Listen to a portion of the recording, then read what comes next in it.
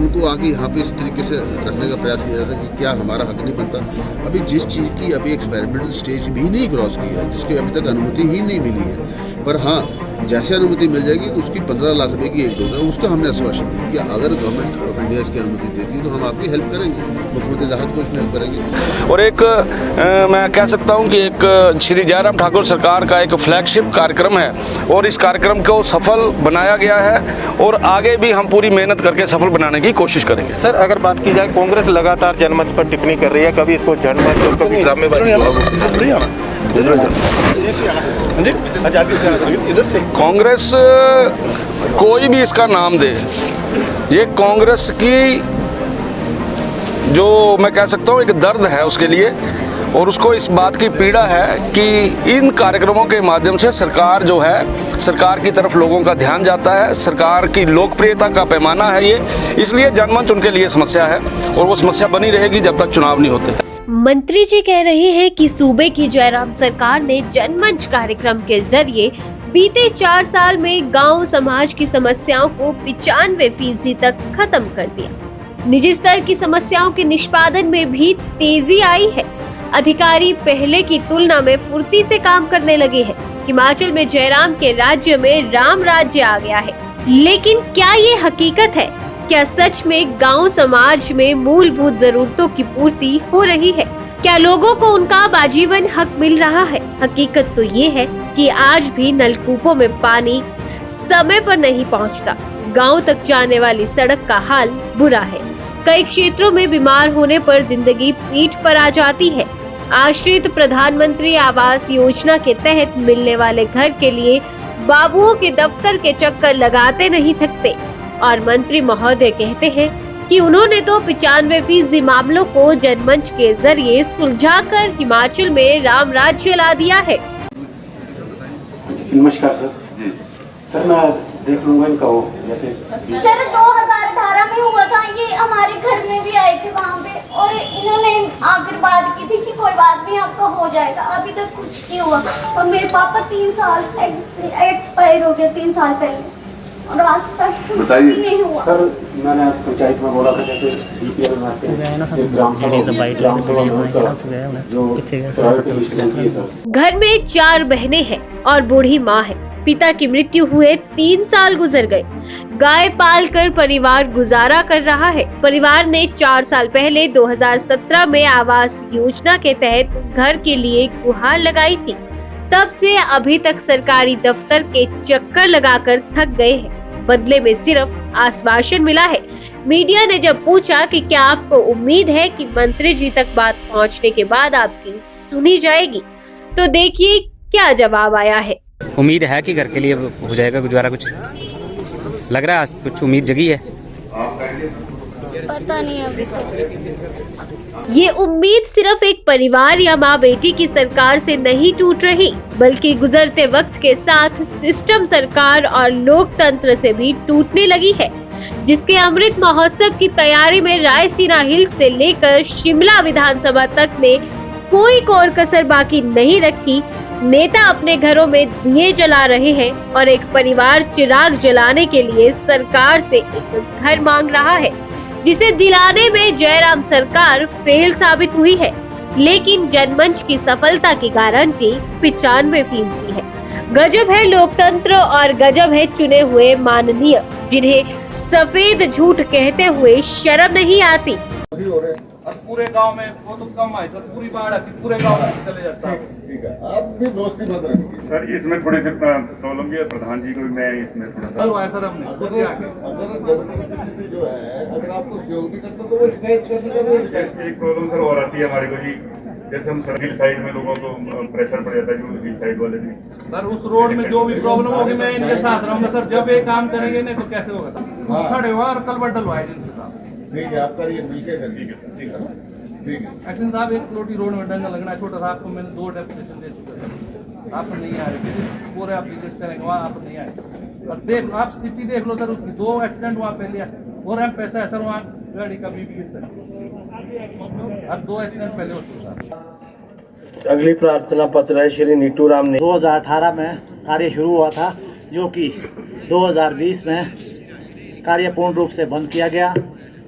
हम लोग ग्रामवासी अविश्वासी अभियान तक हर महीने जाते रहे और अक्टूबर में मैंने खुद सीएम हेल्पलाइन में कंप्लेंट दर्ज करवाई। 3 महीने इन लोगों ने फिर जब रिपोर्ट आती है तब बोलते हैं जी कहाँ ठेकेदार के पास लेबर नहीं है, जबकि कॉन्ट्रैक्टर वहीं पड़ोस में कार्य कर रहा था। मैंने कहा जी कॉन्ट्रैक्टर को वहाँ पड़ोस में काम कर रहा है। उसके बाद मार्च के बाद में इन्होंने ये बहाने लगाए कि आपकी गिफ्टेड नहीं है, जबकि हमने 2014, 2017 में अधिकतर सब फ्री ऑफ कॉस्ट अपने पैसे से खर्च करके गिफ्टेड करवाई। सड़क तो किस साइड में है ये? सर ये पीएमजीएसवाई के तहत है। कितने साल हो गए? कब बनी थी? कब सर टेंडर हुआ था? 2018 में टेंडर हुआ सर इसका। फिर स्टेज 1 है, फिर स्टेज 2 है इसकी। फिर तो उसमें जितना पैसा था वो एग्जॉस्ट हो गया प्रोटेक्शन वर्क में। एस्टिमेट किसने बनाया था? इन्होंने बनाया था कि आपने बनाया था? डिपार्टमेंट में बनाया। फिर कैसे एग्जॉस्ट हो गए? नालियाँ नहीं है सर। मार्केटिंग बोर्ड के थ्रू हमने इसको 8.5 किलोमीटर 58,60,000 रुपये में बना के तैयार किया सड़क को स्टेट गवर्नमेंट से। फिर हमने से 6 किलोमीटर की रोड पास हुआ 2017 में 15 में। फिर यहाँ पर बस लगी थी, बस लगने से 2 साल बस चली। उस बाद 2018 में इसके टेंडर हो गए पीएमजीएसवाई में 4,30,13,337 रुपये में। और जब ये पीएमजीएसवाई में गया, जब स्टेट गवर्नमेंट ने काम किया 58,60,000 में, तब तो 6 किलोमीटर बस जाती थी। 4 करोड़ 30 लाख और ऊपर से 40 लाख रुपए की डाइवर्शन हो के भी इस रोड में ना कोई बस जा रही है और न छोटी गाड़ी तक जा रही है। अभी सीजन टाइम डिपार्टमेंट ने इसमें मशीन लगा के आजकल हालत थोड़ी इस रोड की लग रही है, वही इसमें रोड दिख रहा है। अदरवाइज सारा इसमें ना कोई टायरिंग हुई, ना इसमें कोई मेटलिंग है, ना इसमें कोई ड्रेनेज है। इसमें सिर्फ डंगे और कलबट लगे कुछ। उसके हिसाब से 20% ठीक है। और फंड कैसे रिलीज किया? सर हमने कंट्रीब्यूशन खुद किया ना, 25,000 से लेकर 5,000 तक। विजिलेंस को भेजना है इनको। ठीक है। अब ये परेशानी रोडों से सामने आई है। यहाँ प्रधान सरकारी बाबुओं की लापरवाही को खुलेआम बता रहे हैं। उधर ग्रामीण भी शासन प्रशासन की पोल खोल रहे हैं। लगी थी बस लगने से 2 साल बस चली। उस बाद 2018 में इसके टेंडर हो गए पीएमजीएसवाई में 4,30,13,337 रुपये में। और जब ये पीएमजीएसवाई में गया, जब स्टेट गवर्नमेंट ने काम किया 58,60,000 में, तब तो 6 किलोमीटर बस जाती थी। 4 करोड़ 30 लाख और ऊपर से 40 लाख रुपए की डाइवर्शन हो के भी इस रोड में ना कोई बस जा रही है और न छोटी गाड़ी तक जा रही है। अभी सीजन टाइम डिपार्टमेंट ने इसमें मशीन लगा के आजकल हालत थोड़ी इस रोड की लग रही है, वही इसमें रोड दिख रहा है। अदरवाइज सारा इसमें ना कोई टायरिंग हुई, ना इसमें कोई मेटलिंग है, ना इसमें कोई ड्रेनेज है। इसमें सिर्फ डंगे और कलबट लगे कुछ। उसके हिसाब से 20% ठीक है। और फंड कैसे रिलीज किया?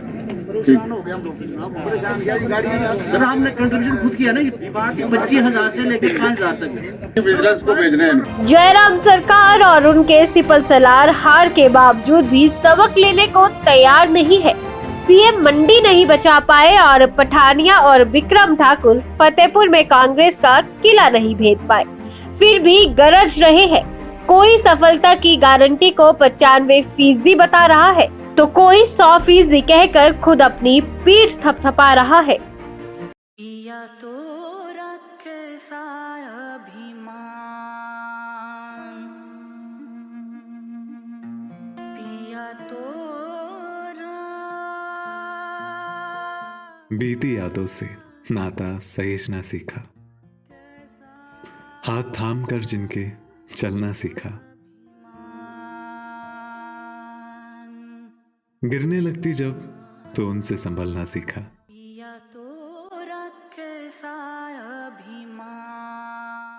उनकी डांट से खुद को तराशना सीखा।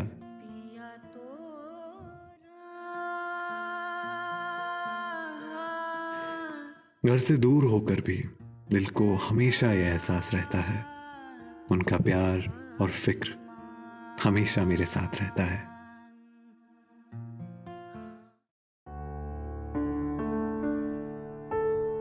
भूषण ज्वेलर्स, अनमोल रिश्तों के लिए।